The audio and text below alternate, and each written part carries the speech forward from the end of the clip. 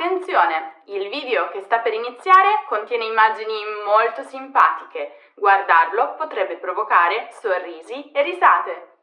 Ciao a tutti e bentornati su Lernamo! Oggi voglio parlarvi di un argomento un po' insolito, ma che sono sicura che tutti conoscete benissimo. I meme o i meme.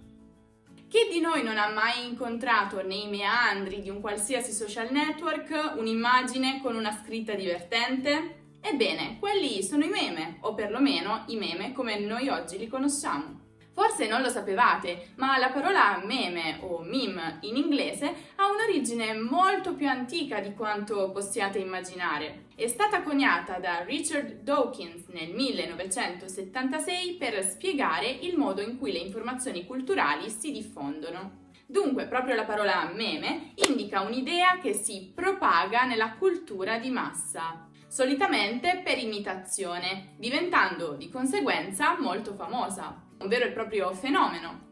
Insomma, sono tanto sicura che potrei metterci la mano sul fuoco che nella vostra lingua ci sono così tanti meme che sono specifici per la vostra lingua o cultura e che quindi i parlanti di altre lingue potrebbero fare fatica a comprendere. È proprio per questo motivo che in questo video andremo a vedere quali sono gli 8 meme da me preferiti in italiano e vi andrò anche a spiegare il loro significato perché appunto potrebbe essere un po' difficile da comprendere per chi non è italiano. Ma bando alle ciance, cominciamo subito!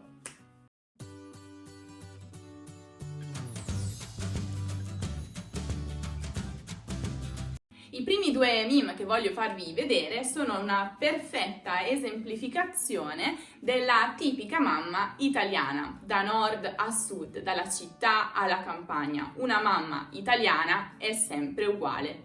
Perché in fondo, lo sapete anche voi, la mamma è sempre la mamma, soprattutto per gli italiani. E se c'è una cosa che le mamme italiane proprio non sopportano è quando si cammina sul pavimento bagnato. Questo meme dice proprio: quando tua madre ha passato lo straccio, ma ti sei scordato il telefono in camera. Sono sicura che tante mamme, anche non italiane, vi farebbero piuttosto arrampicare sui cornicioni pur di non farvi passare per il salotto, dove hanno appena lavato il pavimento con uno straccio. Un altro meme molto divertente sulle mamme è questo qui, che dice: quando tua madre è al telefono con un parente e senti dire "sì, è qui, te lo passo subito".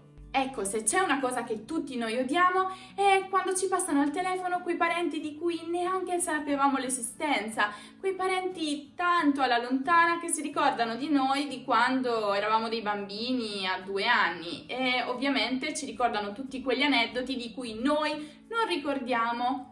Ma ti ricordi quando eri piccolo e mangiavi sempre con le mani?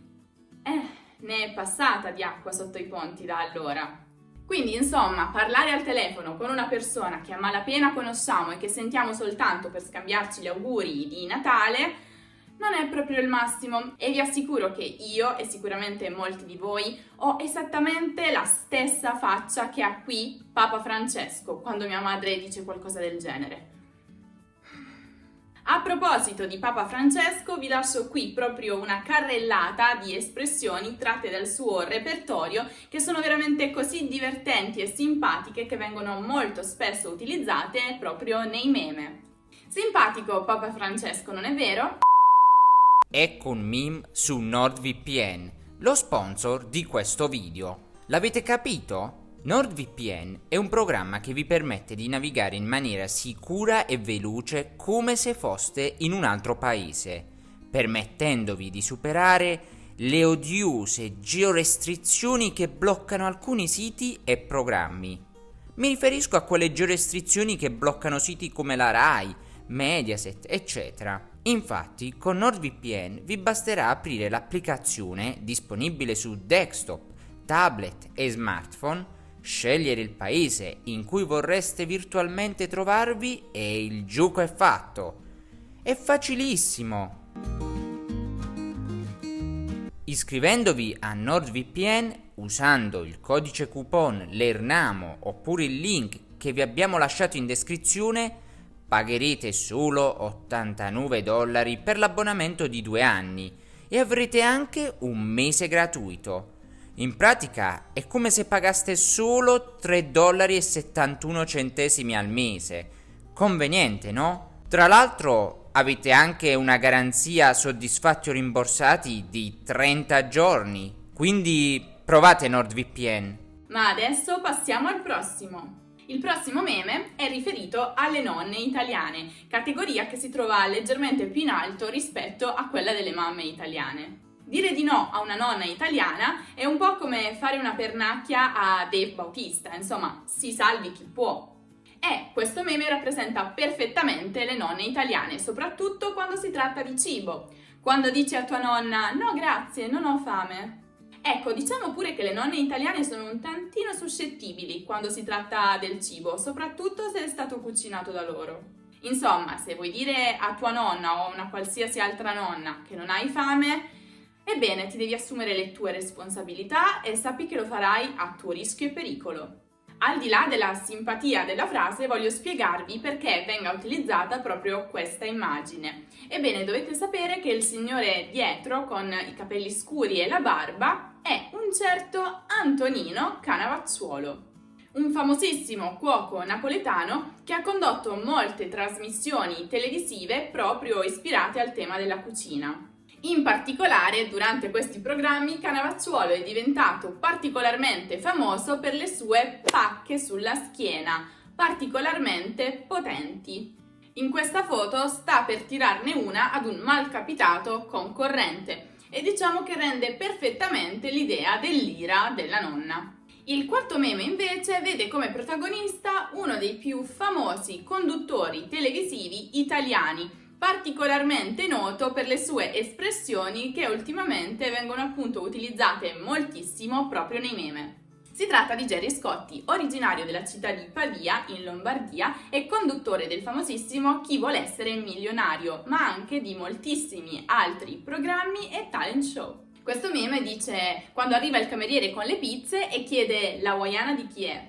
Ebbene, dietro questo meme si cela un altro tratto tipico della cultura italiana, e cioè la maggior parte delle persone in Italia crede che la pizza hawaiana, e cioè quella con l'ananas, sia ignobile, sia un'offesa inaccettabile e improponibile alla pizza italiana.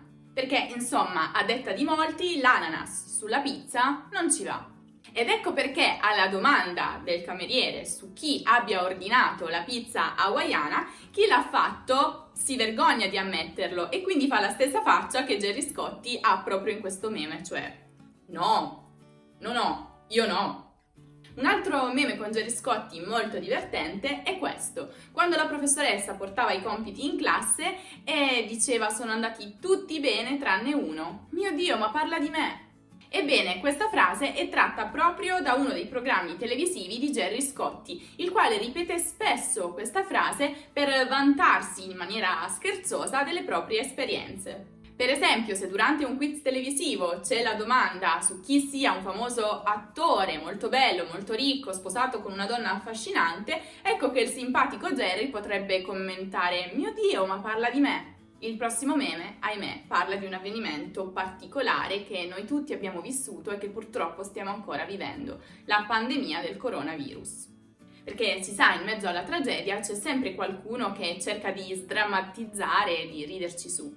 Ebbene, una cosa che forse non sapete, soprattutto se non avete vissuto il lockdown in Italia, è che proprio subito dopo l'inizio del lockdown, quindi intorno a marzo-aprile, nei supermercati italiani c'è stata una generale carenza di lievito di birra.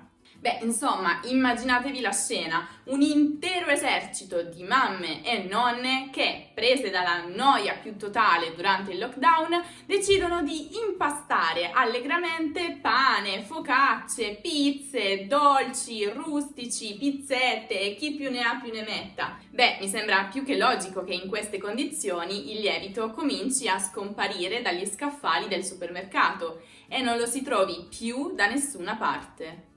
E proprio da questa situazione nasce il meme che vi mostro adesso, in cui lo spaventoso pagliaccio del film horror It esce dalle fognature per chiedere al bambino «Lo vuoi un panetto di birra?» proprio come se si parlasse di un preziosissimo tesoro introvabile. Un altro meme molto divertente legato proprio al lockdown in Italia è questo, che in realtà era in origine un tweet. Un tweet di un ragazzo che aveva postato la foto degli scaffali di pasta di un supermercato in cui l'unico tipo di pasta che era ancora lì, quindi l'unico tipo di pasta che non era stato fatto fuori in massa, erano le penne lisce. E il ragazzo commenta appunto in maniera divertente che l'unico vero sconfitto da questo coronavirus siano state proprio le penne lisce, che continuano a fare schifo, a far cagare agli italiani nonostante un periodo di difficoltà estrema, nonostante ci si stia preparando per l'apocalisse. Infatti, se ci pensate, è piuttosto curioso. Sicuramente saprete che gli italiani sono molto precisi quando si tratta di pasta.